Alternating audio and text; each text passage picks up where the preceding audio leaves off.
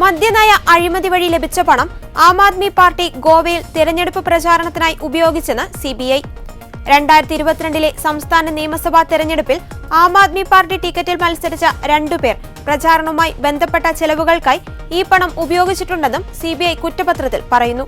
മദ്യനയം തങ്ങൾക്ക് അനുകൂലമാക്കാൻ south group നൽകിയ 100 കോടി രൂപയിൽ നിന്ന് 44.5 കോടി രൂപ ഗോവയിൽ തിരഞ്ഞെടുപ്പ് നടത്താനാണ് ആം ആദ്മി പാർട്ടി നൽകിയതെന്നും CBI ആരോപിക്കുന്നു. കേസിലെ 5ാമത്തെയും അവസാനത്തെയും അനുബന്ധ കുറ്റപത്രത്തിൽ ഡൽഹി മുഖ്യമന്ത്രി അരവിന്ദ് കെജ്രിവാളിനും മറ്റൊരു പ്രതിയായ ഡൽഹിയിലെ MLA ദുർഗേഷ് പതക്കിനും അഴിമതിയിൽ പങ്കുണ്ടെന്നാണ് പറയുന്നത്.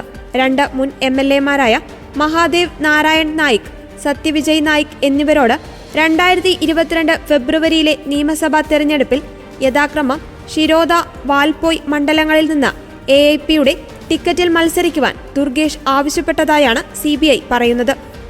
തെരഞ്ഞെടുപ്പിൽ മത്സരിക്കുവാൻ പണത്തിന്റെ അഭാവം അവർ ചൂണ്ടിക്കാട്ടിയപ്പോൾ തെരഞ്ഞെടുപ്പുമായി ബന്ധപ്പെട്ട എല്ലാ ചെലവുകളും ആം ആദ്മി നടത്തുമെന്ന് ദുർഗേഷ് പറഞ്ഞു. മഹാദേവ് നായിക് പറഞ്ഞതുപ്രകാരം ദുർഗേഷ് തന്നെ ഡൽഹിയിലേക്ക് കൊണ്ടുപോയി അരവിന്ദ് കെജ്രിവാളിനെ കാണാൻ പ്രേരിപ്പിച്ചു.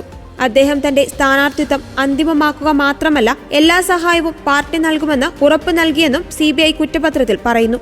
കേസിൽ ഇതിനകം പ്രതിയായ AAP വളണ്ടിയർ ചൻപ്രീത് സിംഗ് രായത്തെയാണ് തെരഞ്ഞെടുപ്പുമായി ബന്ധപ്പെട്ട് തവണകളായി സ്ഥാനാർത്ഥിക്ക് പണം കൈമാറിയതെന്നാണ് ആരോപണം.